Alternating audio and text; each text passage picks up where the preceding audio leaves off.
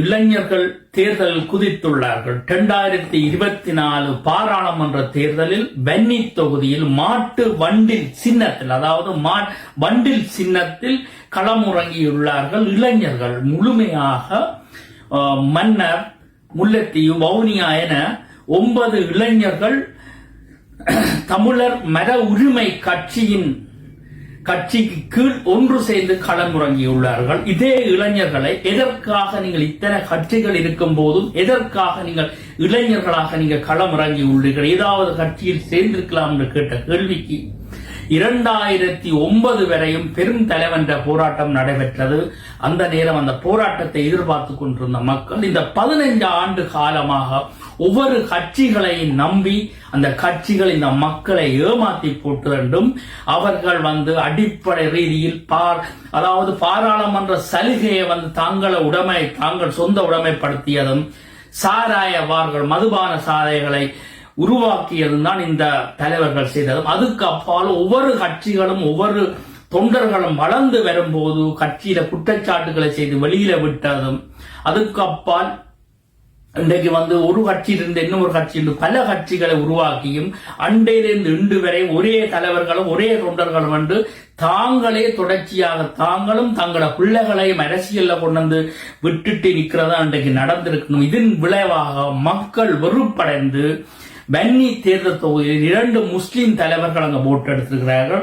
அதுவும் அவர்கள் சொல்லுகிறார்கள் என்னவென்றால், முஸ்லீம் தலைவர்கள் வரலாம், தங்களுக்கு பிரச்சனை இல்லை, ஆனால் சிங்கள அரசோட ஒத்து போய் சிங்கள சலுகைகளை எதிர்பார்க்கும் முஸ்லீம் தலைவர்களை தாங்கள் எதிர்க்கிறோம் என்றும், 2 இந்த பாராளுமன்றத்தில் 6 எம்பிமார் வன்னியில இருக்கணும், அதுல 2 பேர் முஸ்லீம் தலைவர்கள் இன்றைக்கு தெரிவு செய்யப்பட்டு ஒவ்வொருத்தரும் சிங்கள அரசுக்கு அடி பணிந்து சேவை செய்யுமாக இருக்கிறதாக, அதில் இளைஞர்கள் இந்த முஸ்லீம் கட்சிகளை சேர்றதும் சிங்கள கட்சிகளோட சேர்றதும், இப்படி நாட்டை தமிழ் மண்ணின் மக்களின் சொத்துக்களை அபகரித்துக் கொண்டு போற அளவுல அந்த மண் இருக்கிறதால தாங்கள் சுயமாக தாங்கள் சிந்தித்து தாங்கள் களத்துல இந்த வண்டில் சின்னத்துல தாங்கள் இறங்கியதாக இளைஞர்கள் சொல்லியிருக்கிறார்கள். அவர்கள் புலம்பெயர் நாட்டில் இருக்கும் எல்லோருடையும் ஆதரவை நாடி இருக்கிறார்கள். அவர்கள் எங்களுக்கு சொன்ன பாராளுமன்றம் தாங்கள் சென்றால் தாங்கள் பாராளுமன்றத்தில் வரும் சலுகை அனைத்தும் பொது உடைமையாக்கி அதை மக்கள்கிட்ட கொடுக்கிறோம். 5 வருஷமும் தாங்கள் ஒரு அர்ப்பணிப்போட பொது வேலை திட்டமாக செய்ய போறதாக, அந்த பாராளுமன்றத்தில் வரப்போற சம்பளம் கூட தாங்கள் அந்தந்த பகுதி வன்னி மக்களுக்கு பிரிச்சு கொடுக்க போறதாக அந்த இளைஞர்கள் இறங்கி இருக்கிறார்கள். அவர்கள் ஒரு சேவை அடிப்படையில மக்கள்கிட்ட போய் இறங்க போறோம். வண்டில் சின்னத்தோட இன்றைக்கு இளைஞர்கள் வன்னியில இறங்கி இருக்கிறார். உண்மையில வரவேற்கத்தக்க விடயம். காரணம் என்னவென்றால், இந்த தமிழரசி கட்சியை எடுத்துக்கொண்டோம் என்று சொன்னால், இந்த வீட்டு சின்னத்தை கட்டி உருவாக்கியது விடுதலை புலிகள். அந்த வீட்டை கட்டி எல்லா கட்சிகளையும் சேர்த்து விட கடைசியில கொழும்புல இருந்து ஸ்ரீலங்கா அரசால் திட்டமிட்டு இறக்கப்பட்ட நாகபாம்பு ஒன்று குடியேறியிருக்காங்க. அந்த நாகபாம்பு யாருன்னா சுமந்திரன். வீட்டுக்குள்ள புத்த கட்டி நாகபாம்பு குடியேறியது போல விஷத்தோட சுமந்திரன் குடியேறி, அதுக்கு பின்னால் பெரும் நாகமாக சாணக்கியன் மஹிந்த ராஜபக்சால கட்சியில இருந்துட்டு அடுத்த முகவராக சாணக்கியன் இறங்கி, அதிலிருந்து சாணக்கியன் சுமந்திரன் போன்றவர்கள் எடுப்பார் கைப்புள்ள போல ரவிகரன்ல இருந்து இங்கால சாவைச்சேரியில பல பேருடைய பேர் எனக்கு மனசுல வரையில. இவர்கள் எல்லோருமே சுமந்திரன் சாணக்கியன் என்ற ஒரு அடிப்படை தொண்டர்களாக நின்று அவர்களை இன்றைக்கு வேலை செய்து கொண்டு தமிழ் மக்களின் அடிப்படை உரிமைகளை அளித்தவர்கள் இந்த சுமந்திரன் சாணக்கியன் போன்று. இன்றைக்கு ரவிகரன் கூட முல்லைத்தீவுல தேர்தல் தொகுதியில் நிற்கிறார். இவர்கள் எல்லோருமே அடிப்படையில சுமந்திரன் என்ற அடியாளாக வேலை சென்றிருக்கிறார்கள். இதுல ஒரு விடயத்தை நாங்கள் சொல்லக்கூடிய விடயம் இன்றைக்கு இத்தனை 15 ஆண்டு காலம் நாங்கள் எல்லாரும் அரசியல்வாதியை நம்பினோம். நான் ஜெனீவாவிலே நான் போராடினேன். புலம்பெயர் நாட்டில் இருக்கும் வர்த்தகர்ல இருந்து மக்கள் வரை தங்களால் முடிஞ்ச தங்களோட நிதி பங்களிப்புகளை செய்தார்கள்.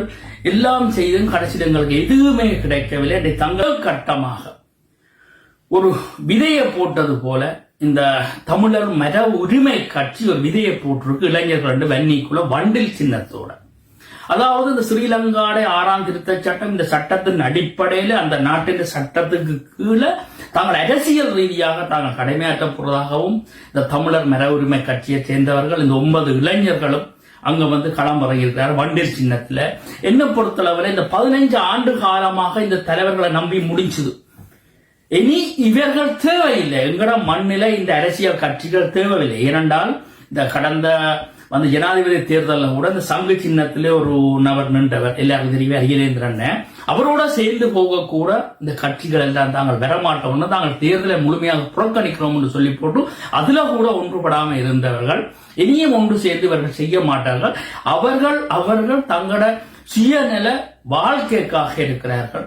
எனவே நாங்கள் இந்த இளைஞர்கள் தாங்கள் சம்பளமும் வேண்டாம் எதுவுமே வேண்டாம், அடிப்படை ரீதியாக நாங்கள் 5 வருஷத்துக்கு வருகின்றோம். அடுத்த 5 வருஷம் எந்த முறையால தாங்கள் மாற்றி விடுவோம் என்ற கோரிக்கையோடு இந்த இளைஞர்கள் வந்திருக்கிறார்கள். எனவே இந்த வண்டில் சின்னத்துக்கு நாங்கள் வாக்கு போட்டு இந்த இளைஞர்களை முன்னுக்கு கொண்டுறோம். அவர்கள் சொல்லும் கருத்துக்கள் சொல்லுகிறார்கள், நிறைய சொல்லுகிறார்கள். தங்களோட மண்ணில இவ்வளவோ வளங்கள் இருக்குது. இந்த வன்னி மண்ணில தாங்க முதல் கட்டம் வன்னி மண்ணில நின்று ஒரு 5 ஆண்டு காலம் வென்று இந்த மக்களுக்கு தங்கள் சேவை அடிப்படையில் என்னத்தை செய்யலாம் அதை செய்து காட்டிக்கொண்டு திரும்ப யாழ்ப்பாணம், மட்டக்களப்பு, திருவோணமலை போன்ற இடத்துல நான் விரிவாக்கம் செய்ய வேண்டும் வந்திருக்கிற இளைஞர்களுக்கு நான் கை கொடுப்போம். 2008 கூட தலைவர் சொல்லியிருந்தேன் இந்த போராட்டத்தை இளைஞர்களோட கையில கொடுக்கின்றேன் என்று.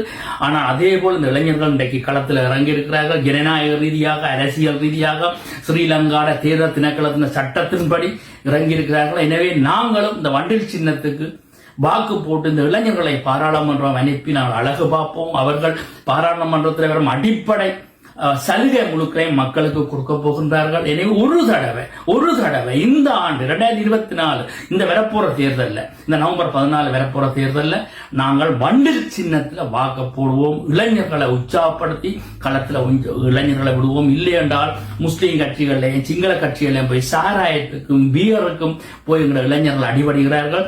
இந்த இளைஞர்கள் மது போதை எதுவும் இல்லாத இளைஞர்கள், எதுவுமே பாவிக்காத இளைஞர்கள்.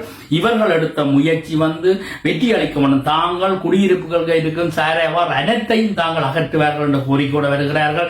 எனவே இந்த தமிழர் மர உரிமை கட்சிக்கு நாங்கள் ஆதரவை கொடுத்து இந்த வண்டில் சின்னத்துக்கு நாங்கள் புல்லடியை இட்டு அவர்களை வெல்ல வைப்போம். நன்றி, வணக்கம். வாழும் போது மானத்தோடு வாழ்பவன் தானே தமிழன், தன் வாசலில் அடிமை சேவகம் செய்து வாழ்பவன் என்ன மனிதன். வாழும் போது மானத்தோடு வாழ்பவன் தானே தமிழன், தன் வாசலில் அடிமை சேவகம் செய்து வாழ்பவன் என்ன மனிதன். வழியில் இடரும் பகைகள் எரிய வருக வருக தமிழா, வழியில் இடரும் பகைகள் எரிய வருக வருக தமிழா. உன் விழியில் வடியும் நீரை துடைக்க வெளியில் வருக தமிழா.